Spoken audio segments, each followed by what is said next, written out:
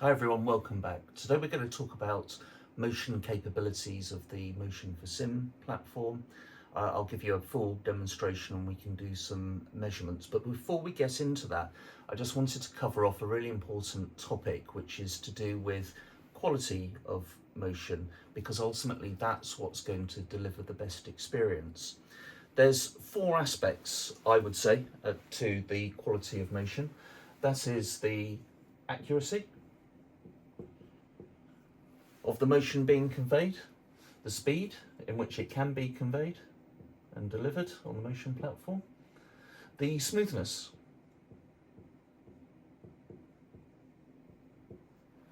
really important factor too, and lastly, the range of motion. Together, these make up the main quality factors. There's probably others, but I think these are the main ones from my perspective. Accuracy, the reason why that's important, if the motion rig is not performing in the way in which the simulation is describing the motion of a vehicle, then it's not going to feel right. If something's off in the sim rig, or you're missing levels of detail, you're going to miss out on things that are going on in the simulation. You will feel motion and bumps and movement that is just completely fabricated, and it possibly give you motion sickness as well, but mainly it won't feel right.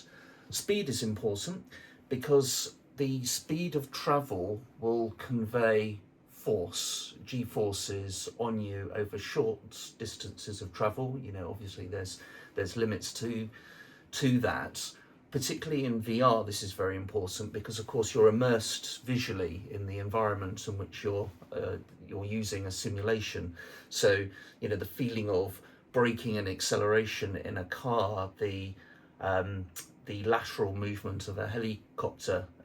These are very important factors. And if the speed is too slow, you're not going to feel that motion.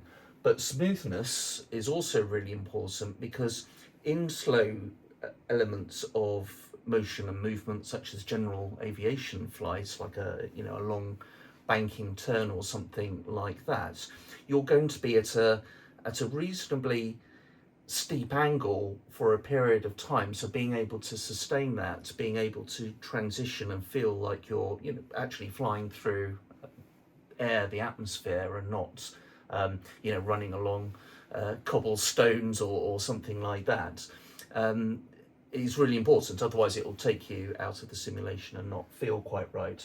Similarly, the ability for accuracy and smoothness, sometimes these conflict with one another, because you might want to feel the rumble factor if you drive off the tarmac on a race course, if you're doing dirt rally, if you experience turbulence, for example, if you've got damage to your engine and systems on an aircraft, you're going to want to feel the vibrations and things going through there. But the important thing is that's conveyed at the right time, otherwise it's going to feel off. Range, really important as well. A couple of examples there. If your sim rig is moving in a particular direction and it needs to go further, perhaps you're doing a braking maneuver and then you have to slam on the brakes even harder. If your sim rig has moved a short distance and then has to return to the middle before doing that second braking maneuver, and obviously the motion rig isn't going to know that, only the data coming from the simulation, the telemetry, or the kinematics software that we talked about on the last video, that might know what's coming in advance, but the motion rig doesn't. So what tends to happen is there'll be a movement of travel, and if it's no longer being sustained, the motion rig will want to go back to its center or home position so that it can apply additional movements in whatever is going on in the sim. If you've got added range, you're going to be able to do potentially more than one movement, like multiple braking maneuvers. If, for example, you're in a plane doing a steep climb, you're going to want to be able to bank at a decent angle, pitch, sorry, I should say, it's a decent angle as you head upwards, particularly if you're sustaining that for several minutes or something like that. It's going to feel a little bit odd if you get that initial movement in that direction, and then, you know, in the simulation you're angled up at, say, 20-30 degrees or something like that, potentially more, but your body's feeling like you're on a level flight. You will have tricked your brain initially, and the speed and the force aspect is the key to that. But when you're sustaining long maneuvers like banking, climbing, or having to do multiple motion simulation cues in a row, having the extra range is really important to do that. Otherwise, you're just going to simply miss out on that altogether. Occasionally, you'll see people talk about the relative importance of these, and it does depend on what you're doing. At different times or different vehicles that you're trying to simulate, some of these are more important than others. But if anyone tries to tell you any one of these elements isn't important, that can basically be summed up as a load of bollocks, and they're probably either haven't experienced the quality attributes from other motion simulators, or perhaps have a vested interest, shall we say, in not drawing too much attention to any of these qualities. So I hope that makes sense, and let's go and jump into the demonstration. Okay, here we go. We're going to buckle up for this one, and you'll see why in a minute.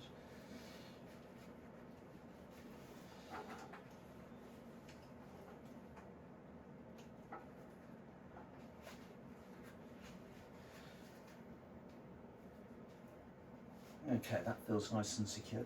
Right, so what I've changed since the previous video is I've mapped direct controls to joysticks and controllers that are mounted to the motion rig here, rather than separately on the chair that you saw earlier. So I should have direct control of the sim rig coming from the joystick, the throttle, and a couple of levers here on the throttle pedals as well. So let's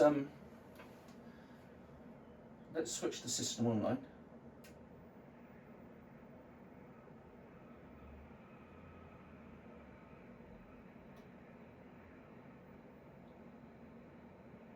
And then we'll move it to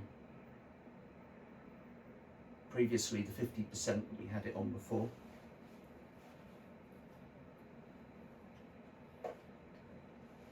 I want to keep a careful control of this here. I've got an emergency stop button if there's anything that I'm not happy about, or I can take it offline back to the homing position. So I'm just going to keep that handy on my left hand here. But right, let's go for the joystick first of all, the pitch. Pitch forward.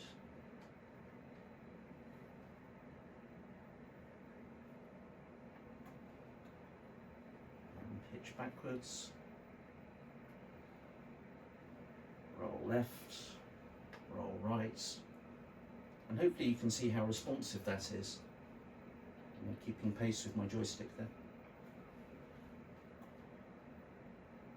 It's a little bit jerky in the movement because as the motion rig is moving, it means the force on my hand and the grip of the joystick moves a little bit as well. So you get this kind of oscillation effect. It's nothing to do with the smoothness and the quality of the motors that we were talking about earlier. Right, let's give the yaw a go. It's looking good.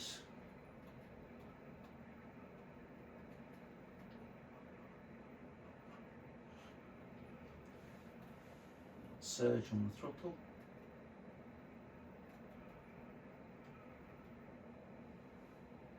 Side to side sway. And the up and down heave. Very nice. Right, so let's talk about speed. What does it feel like to go down quickly? I certainly felt that. Yeah.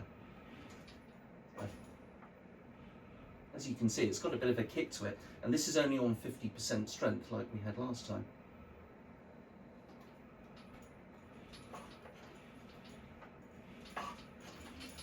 Yeah, you can see how quickly it's moving there. Being a bit smoother now with my sort of joystick movements. All right, but let's do the inevitable. What everyone wants to see. What does it look like at 100%? I might come to regret this, but let's give it a go. Okay, 100% now. Pitch. Let's do pitch back first. That's the easy one. Yeah, that's a nice angle. Ooh, bit of oscillation there.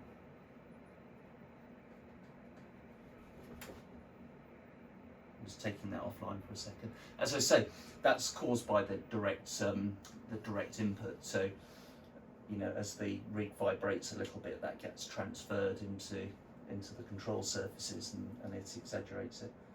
But let's bring it back online again. I just need to be a bit smoother with my controls.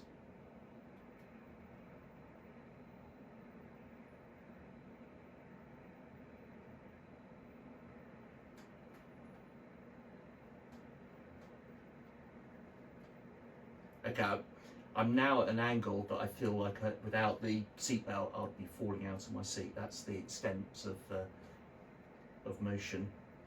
Going a bit further. Oh my god. Look at that, that's crazy. That is crazy. Yeah, without the seatbelt I would be falling out of my seat at this point. Let's bring it back up again.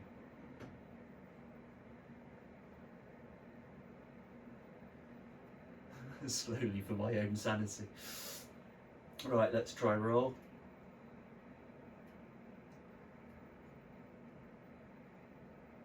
Yeah, again, I would, you know, the force there of being rolled to my right, your left on the video, is such that I'm trying to put force on my feet and my pedals to feel secure in the seat.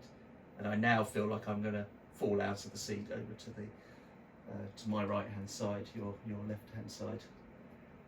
Let's move it over to the left.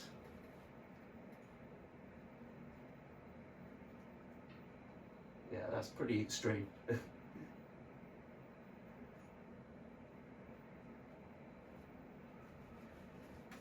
Oh, there's the oscillations again. So let's let it just centre itself.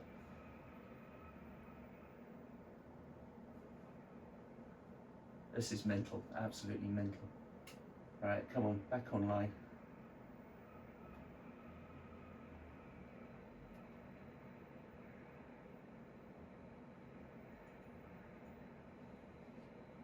All right, let's have a go with the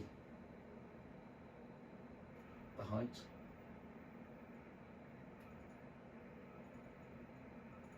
That's looking awfully close. Can you see this is one of the, I don't know if I'm going out of shot here, but the, you know, there is that much height between the top of my head and the beam. But if I move it quite quickly down, yeah, that's how quickly it drops. Let's try again. A bit faster, being a bit braver this time. Okay, I felt that, right? That felt like a drop right there. You know, I felt the, you know, the sensation in my stomach as though you were going over a hump or something along those lines. So it's really important to be able to, you know, if you want that level of simulation, you've got to have a degree of travel, you've got to have speed, it's got to feel smooth, it's all got to come together in those qualities that I've described here. Probably not a good angle here for the levels of surge. Oop, got a bit of something obstructing it down below there. I need to probably take a look at that. But yeah, let's leave that there. Bit of sway. What we'll do now, I'll jump back onto the kinematics software, and we'll put in some sine waves and things like that, and try and measure the angles and the level of motion that the rig is able to perform. But I hope you get a good idea for the feeling and how that's conveyed with me as the passenger on the motion rig as well.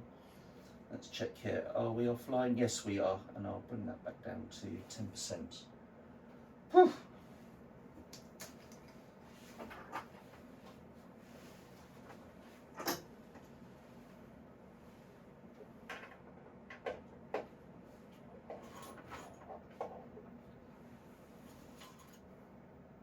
Okay, let's take a look at the heave range first of all. So what I've done is replace the raw direct inputs from the controller devices we were looking at earlier with a sine wave comparable with one of my earlier videos. So what that will do is it will gradually work towards the maximum deflection range on 1 degree of freedom, and then back towards the minimum again in an endless loop and cycle, and I can control that from the FlyPT Mover software that I was showing you on my last video. So let's bring it back online. We've got the sine wave already going through the system, so it should, once it's honed or back to its central position, start moving straight away. Okay, looking good.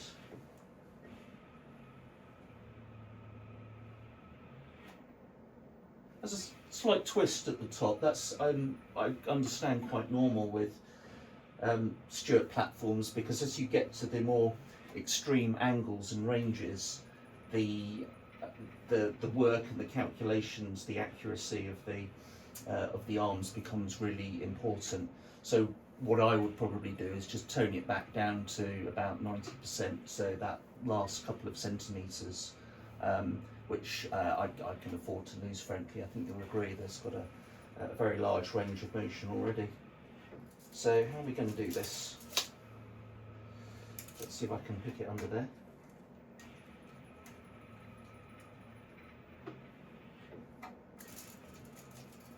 Right, and what are we looking at? That is, what, 35 centimetres, just over 13 inches of travel. Just double check that.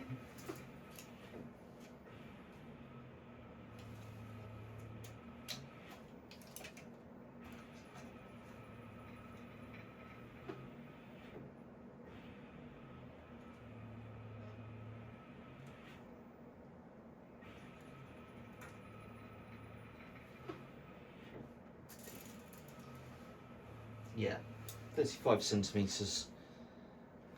There you go. That's the range of heave motion that we get on the Motion for Sim platform. Let's try some of the other degrees of freedom.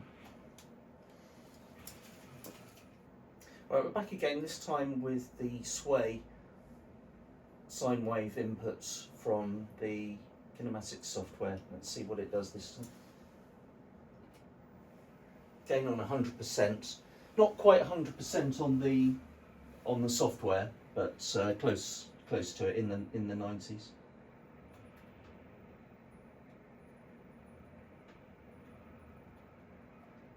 So that's the full range of sway travel right there. Let's see if we can measure that.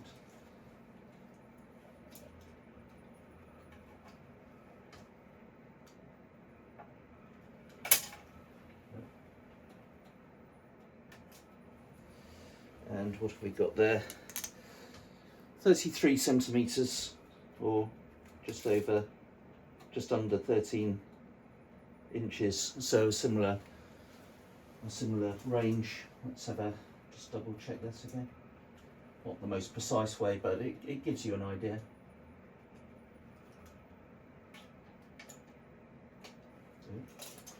Missed my chance there.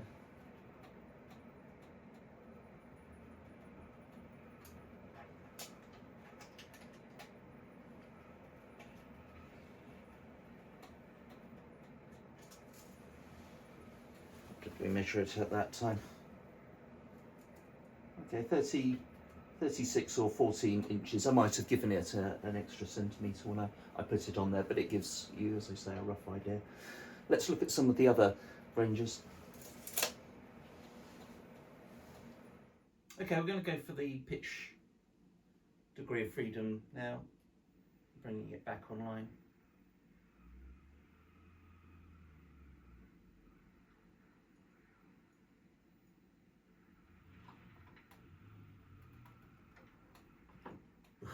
Memories of being on there. Right, let's get the spirit level on.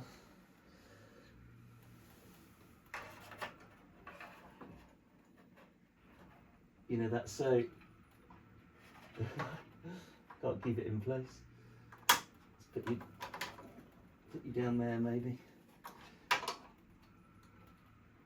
you going to stay on there? Yeah, there you go. Right, what's that showing us? 27, 28 degrees, pitch down, 29 to 30 pitch back. It's quite an impressive range of motion. I think you'll agree there. So hopefully that's useful. Demonstrates the motion capabilities of the Motion for Sim rig that I've got set up here. Useful, I would say, if you want to compare that with other motion rigs that are on the market as well. You've got direct drive motors, linear actuator versions, and of course 2, 3, 4 DOF motion platforms as well. But that is the capabilities of a 6 degrees of freedom servo motor rotary actuator rig, and very happy about those results. Still some tuning to do, but yeah, gives you an idea. So give me a thumbs up if you found that useful and want to see more. Leave me any questions below and I'll do my best to answer them. Thanks everyone, see you on the next one.